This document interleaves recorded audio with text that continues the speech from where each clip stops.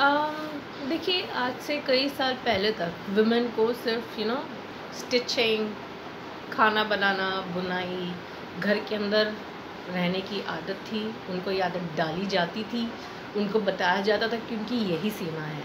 But आज हम 2021 में हैं और आज अब लड़कियां भी लड़कों जितना भार उठाती हैं, पैसे कमाती हैं, घर चलाती हैं। They are independent. They understand कि आप अपने हस्बैंड पर डिपेंडेंट नहीं रह सकते। मान लीजिए हस्बैंड की डेथ हो गई या हस्बैंड का काम छूट गया, बिजनेस ख़राब हो गया, जॉब छूट गई, तो घर कौन चलाएगा। तो आजकल की महिलाएं सेल्फ इंडिपेंडेंट, सेल्फ डिपेंडेंट होना जानती हैं। और ये ज़रूरी है कि हम अपने बच्चों को, स्पेशली फ़ीमेल्स को, पढ़ाएं, लिखाएं, कुछ करने योग्य बनाएं और उनको लड़कों से कम नहीं समझें। उनकी भी उतनी ही सेल्फ रिस्पेक्ट है और उनको टेकन फॉर ग्रांटेड ना ले कि हाँ ये तो लड़की है, इसने तो जाना ही है घर छोड़ के, उसकी विदाई होनी है। बाहर के देशों में या अपनी कंट्री के, इंडिया के भी कुछ स्टेट्स में लड़के हैं जो अपना घर छोड़ के आते हैं, ना कि लड़कियाँ।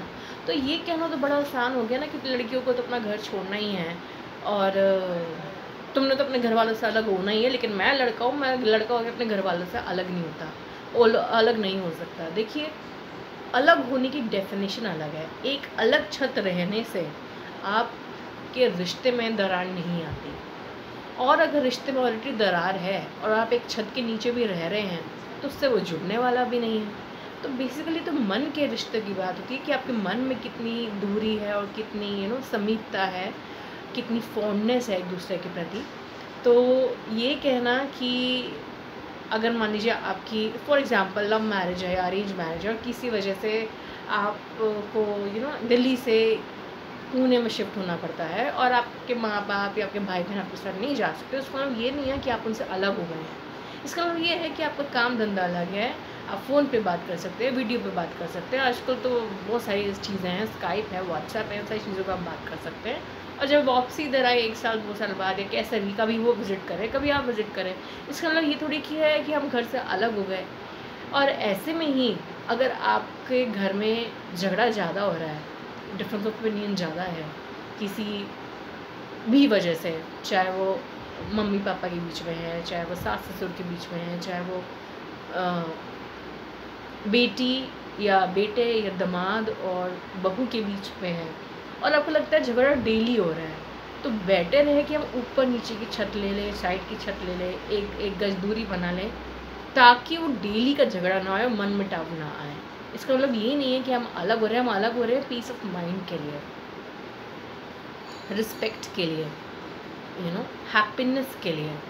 अगर कोई डिफरेंस ऑफ ओपिनियन है और वो क्योंकि कई बार होता है जनरेशन गैप होता है, और जनरेशन गैप की वजह से कई बार कुछ चीज़ें लोग नहीं समझ, जैसे मान लीजिए मेरी मदर या मेरी सास, फॉर एग्ज़ाम्पल, मेरी अभी शादी नहीं हुई है, बट फॉर एग्ज़ाम्पल मेरी सास के साथ ऐसा हुआ हो कभी कि उन्होंने पूरे घर का खाना बनाया, वो जॉइंट फैमिली में रही हैं, उनको न्यूक्लियर फैमिली का कॉन्सेप्ट नहीं पता, उनके हिसाब से बहुओं को कट स्लीव्स नहीं पहनना चाहिए या जॉब नहीं करनी चाहिए, बिज़नेस नहीं करना चाहिए, घर में खाना बनाना चाहिए, घूंघट पल्लू करना चाहिए।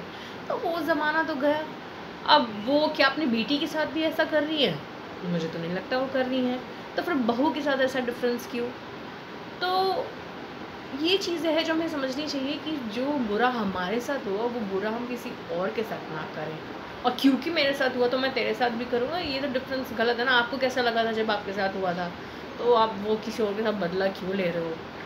तो ये थोड़ी थोड़ी चीज़ें हैं जो हम रिस्पेक्ट करना सीखें दूसरे की भी, that we value life and time limited है, उस लिमिटेड टाइम में हम कुछ अच्छा करें, बजाय इसके कि हम अपनी परंपराएं और अपने रीति रिवाज आँख बंद करके अंधे होके दूसरे पे थोपें।